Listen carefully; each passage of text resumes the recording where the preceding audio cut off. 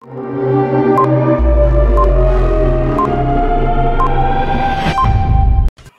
বাইডেনের ক্ষমতা গ্রহণের 10 দিনের মাথায় ডোনাল্ড ট্রাম্পের একাধিক সিদ্ধান্ত বাতিলের ঘোষণা। এবার নির্বাচন নিয়ে দ্বিধা বিভক্ত ফিলিস্তিন। ক্ষেপণাস্ত্র ব্যবস্থা নিয়ে নিষেধাজ্ঞায় পড়তে পারে ভারত। মার্কিন যুদ্ধজাহাজ অবস্থানের 100 মাইলের মধ্যে ইরানি ক্ষেপণাস্ত্র। করোনা টিকার বিনিময়ে চীনের কাছে উইঘুর মুসলিমদের হস্তান্তরের অভিযোগ। ক্ষমতা শেষ লগ্নে এসেও ইসরায়েলকে সুরক্ষা দিতে ডোনাল্ড ট্রাম্পের নির্দেশ। জো বাইডেন আমলে ঢাকা ওয়াশিংটন সম্পর্ক আরো জোরদার হবে, বলছেন ঢাকায় নিযুক্ত মার্কিন রাষ্ট্রদূত। কৃষ্ণ সাগরে রুশ পতাকাবাহী জাহাজডুবি, উদ্ধারে তুরস্ক। ধৈর্যের পরীক্ষা নিলে দাঁত ভাঙা জবাব, আবারও চীনকে হুঁশিয়ারি জানালো ভারত।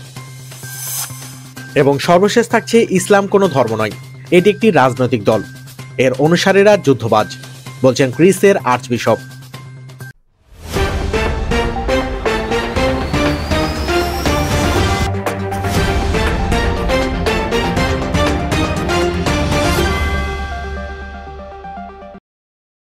মার্কিন বিমানবাহী রণতরীর অবস্থানস্থলের 100 মাইলের মধ্যে ইরানের ছোড়া দূরপাল্লার ব্যালিস্টিক ক্ষেপণাস্ত্র পড়েছে।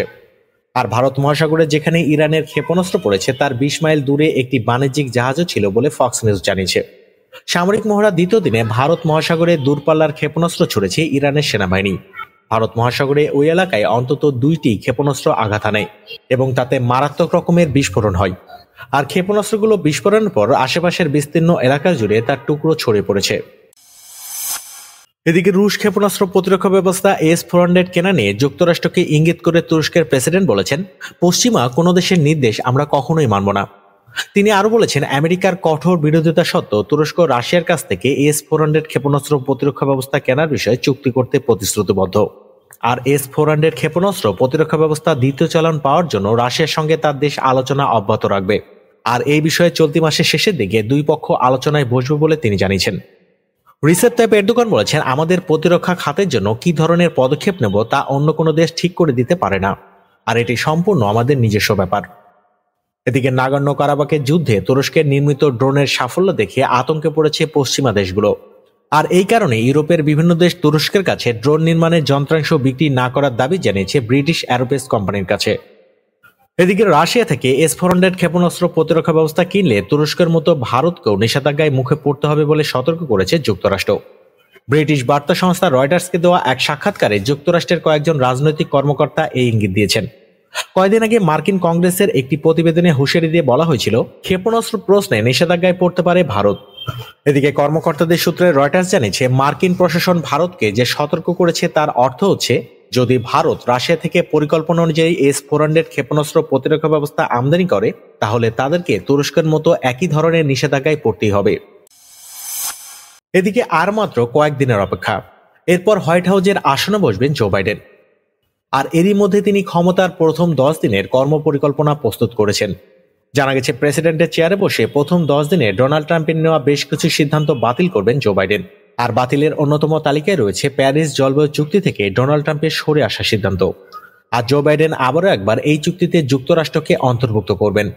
এছাড়া রদ করা হবে 60টি ইসলামিক রাষ্ট্র থেকে মার্কিন মুলুকে প্রবেশে যে নিষেধাজ্ঞা রয়েছে সেটাও। আর ইতিমধ্যে সেই 10 দিনে বাইডেনের কর্মসূচি সমস্ত পরিকল্পনা তৈরি করা হয়েছে। আর এমনটি জানিয়েছেন জো বাইডেনের chief of staff Ron Klain. তিনি আরো উল্লেখ করেছেন, এগুলো দ্রুত সমাধান প্রয়োজন। আর হোয়াইট হাউসে প্রথম 10 দিনে নবনির্বাচিত মার্কিন প্রেসিডেন্ট জো বাইডেন এই সমস্যাগুলো সমাধান করবেন, যাতে আবারও একবার যুক্তরাষ্ট্র বিশ্বে তার পুরনো স্থান ফিরে পায়। এদিকে নবনির্বাচিত মার্কিন প্রেসিডেন্ট জো বাইডেন ক্ষমতা গ্রহণের পর যুক্তরাষ্ট্রের সঙ্গে বাংলাদেশের সম্পর্ক আরো শক্তিশালী হবে বলে আশা প্রকাশ করেছেন ঢাকায় নিযুক্ত মার্কিন রাষ্ট্রদূত রবার্ট মিলার। আগামী 20 জানুয়ারি শপথ নিতে যাচ্ছেন জো বাইডেন। নতুন প্রশাসন এলে বাংলাদেশের সঙ্গে সম্পর্ক কেমন হবে এই বিষয়ে বাংলাদেশি একটি গণমাধ্যমের সঙ্গে কথা বলেছেন মার্কিন রাষ্ট্রদূত। তিনি বলেছেন, আমার মনে হয় যুক্তরাষ্ট্র ও বাংলাদেশের সম্পর্ক খুবই শক্তিশালী হবে, আর আমি এটা ছাড়া আর কোনো বড় পরিবর্তন দেখছি না। তবে নতুন প্রশাসন কেমন নীতি গ্রহণ করবে সেটিকে লক্ষ্য রাখতে হবে বলে উল্লেখ করেছেন তিনি। সাক্ষাৎকারে তিনি আরো বলেছেন, রোহিঙ্গাদের নিরাপদে ও সম্মানজনকভাবে স্বেচ্ছায় যেন নিজ দেশে ফিরে যেতে পারে সেই জন্য মিয়ানমারের উপর যৌথভাবে চাপ দিতে হবে। মিয়ানমারের উপরে সবসময় চাপ থাকতে হবে। বাংলাদেশের কাঁধে এত বড় বোঝা চাপিয়ে দেওয়া কখনোই উচিত নয়। বাকি রয়েছে আর মাত্র 3 দিন। আর এরই মধ্যে আনুষ্ঠানিকভাবে শপথ নেবেন আমেরিকার নবনির্বাচিত প্রেসিডেন্ট জো বাইডেন। আর এই শেষ লগ্নে এসেও ইহুদিবাদী ইসরায়েলের সঙ্গে সমন্বয় করে সামরিক তৎপরতা চালাতে মার্কিন সেন্ট্রাল কমান্ড সেন্টকমকে নির্দেশ দেওয়া হয়েছে। পাশাপাশি পারস্য উপসাগরের দেশ বাহরাইন ও সংযুক্ত আরব আমিরাতকে গুরুত্বপূর্ণ নিরাপত্তা অংশীদার বলে আখ্যা দিয়েছেন। এদিকে পেন্টাগনের বিবৃতিতে বলা হয়েছে, ইসরায়েলের সঙ্গে আমেরিকার জন্য নেতৃস্থানীয় কৌশলগত মিত্র এবং ইসরায়েল এবং ইউরোপীয় মিত্রদের সঙ্গে সমন্বয় রক্ষা করলে মার্কিন সেন্টকমের জন্য বাড়তি শক্তি তৈরি হবে। এদিকে গ্রিসের আর্চ বিশপ বলেছেন, ইসলাম কোনো ধর্ম নয়, এটি একটি রাজনৈতিক দল, এটি ব্যবসা, আর এর অনুসারীরা যুদ্ধবাজ। দেশটির টেলিভিশনে প্রকাশ করা ভাষণে মুসলমানদের কটাক্ষ করে তিনি আরও বলেছেন, তারা চারিদিকে ছড়িয়ে ছিটিয়ে থাকে এবং এটাই ইসলামের চরিত্র। এদিকে ইসলামকে আক্রমণ করে অ্যাথেন্সের আর্চ বিশপের এই বক্তব্যের তীব্র নিন্দা জানিয়েছেন গ্রিসের মুসলমানরা। তারা বলছেন, শান্তিপূর্ণ পরিবেশ বজায় রাখার জন্য আরও সংযতপূর্ণ বক্তব্য জরুরি, বিশেষ করে করোনা মহামারীর সময় যখন সারা দুনিয়ার মানুষ আটকে পড়ে আছে। আয়ারমুসের বক্তব্য শুধু ইসলামের বিরুদ্ধে আক্রমণ নয়, এটি বিদ্বেষপূর্ণ বলেও তিনি অভিহিত করেছেন। এদিকে ইউনিয়নের ওয়েবসাইটে প্রকাশ করা এক বিবৃতিতে বলা হয়েছে, এ ধরনের বক্তব্য যথেষ্ট অপমানজনক। গ্রিসের চার্চ থেকে এমন ভাষার ব্যবহার পরিস্থিতিকে আরও কঠিন সংকটে ফেলবে। আর এই ধরনের বক্তব্য গ্রিসে ইসলাম বিদ্বেষ এবং বিদেশিদের প্রতি ঘৃণা ছড়ানোর একটি জঘন্য উদাহরণ। এদিকে ভাষা সংশোধনের পাশাপাশি আয়ারমুসকে আন্তরিকভাবে ক্ষমা চাওয়ার আহ্বান জানানো হয়েছে।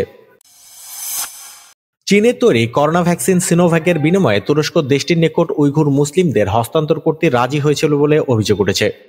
প্রকাশিত খবরে বলা হয়েছে, তুরস্ক চীন সরকারের কাছে করোনা ভাইরাসের টিকা নিতে আগ্রহ প্রকাশ করে। তবে চীন কর্তৃপক্ষ এই করোনা টিকার ব্যাপারে চুক্তিতে গড়িমসি করেছে।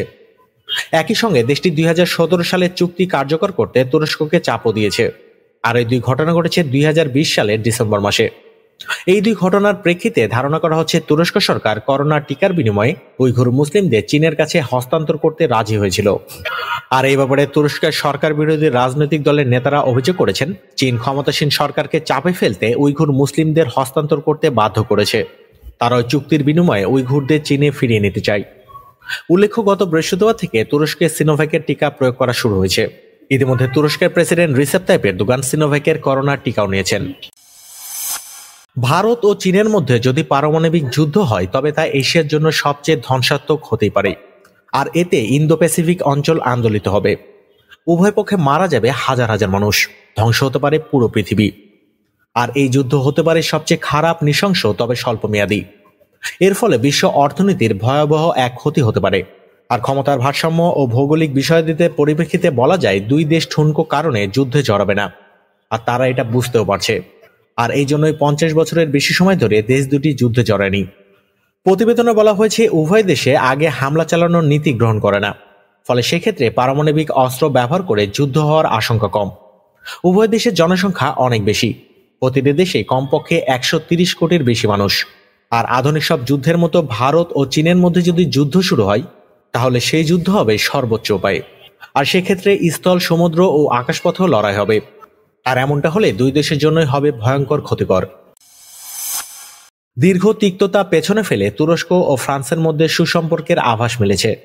তুর্কি প্রেসিডেন্ট রিসেপ তাইপ এরদোগান এবং ফ্রান্সের প্রেসিডেন্ট ইমানুয়েল ম্যাক্রন মধ্যকার ব্যক্তিগত সম্পর্ক মেরামতের উদ্যোগও পরিলক্ষিত হয়েছে। আর এরই মধ্যে দুই নেতার চিঠি চালাচালি শুরু হয়েছে। আর নিজের হাতে লেখা চিঠিতে তুর্কি প্রেসিডেন্টকে প্রিয় তাইয়েব বলে সম্বোধন করেছেন ফরাসি প্রেসিডেন্ট। এদিকে তুরস্কের পররাষ্ট্রমন্ত্রী বলছেন, নতুন বছর উপলক্ষে ফরাসি প্রেসিডেন্টকে একটি চিঠি পাঠিয়েছিলেন এরদোগান। আর এতে গত বছর ফ্রান্সে সংঘটিত একাধিক হামলার ঘটনায় সমবেদনা জানিয়েছেন তিনি। আর এই চিঠির জবাবে এই সপ্তাহে একটি অত্যন্ত ইতিবাচক চিঠি পাঠিয়েছেন ইমানুয়েল ম্যাক্রো। আর সেই চিঠিতে বৈঠকে বসার আগ্রহ প্রকাশ করেছেন ফরাসি প্রেসিডেন্ট। ম্যাক্রো ইউরোপের জন্য তুরস্কের গুরুত্বের কথা উল্লেখ করেছেন। আর নিকট ভবিষ্যতে তিনি তুরস্কের প্রেসিডেন্টের সঙ্গে সাক্ষাতের পাশাপাশি ইতিবাচক সম্পর্ক গড়ে তোলার ইচ্ছাও প্রকাশ করেছেন। ফিলিপাইনের 75 বছর বয়সী প্রেসিডেন্ট বিভিন্ন সময় বিভিন্ন রকম দুষ্টু মিষ্টি মন্তব্য করে থাকেন। আর তার দপ্তর থেকে এসব মন্তব্যকে নিরীহ রসিকতা বলে উল্লেখ করা হয়। তবে দেশটির নারী ভোটারদের মধ্যে তার বেশ জনপ্রিয়তা রয়েছে। এদিকে সম্প্রতি নারী ক্ষমতায়ন নিয়ে আবারও বিতর্কিত মন্তব্য করে আলোচিত সমালোচিত ফিলিপাইনের প্রেসিডেন্ট। তিনি বলেছেন, প্রেসিডেন্টের দায়িত্ব কোনো নারীর জন্য নয়, কারণ তাদের আবেগ অনুভূতি পুরুষের চেয়ে ভিন্ন। আর তার উত্তরসূরি হিসেবে মেয়ের ক্ষমতা আসার বিষয়ে জল ঢেলে দিয়েছেন তিনি বলেছেন, আমার মেয়ে প্রেসিডেন্ট পদে প্রতিদ্বন্দ্বিতা কখনোই করবে না। আমি তাকে না করেছি, কারণ আমি জানি আমাকে যে পরিস্থিতির মধ্যে দিয়ে যেতে হয়েছে তাকেও তা যেতে হবে। আর এটি কোনো নারীর জন্য নয়। আপনারা জানেন নারী ও পুরুষের আবেগ অনুভূতি সম্পূর্ণ ভিন্ন, আর এখানে এলেই আপনি বোকা হয়ে যাবেন।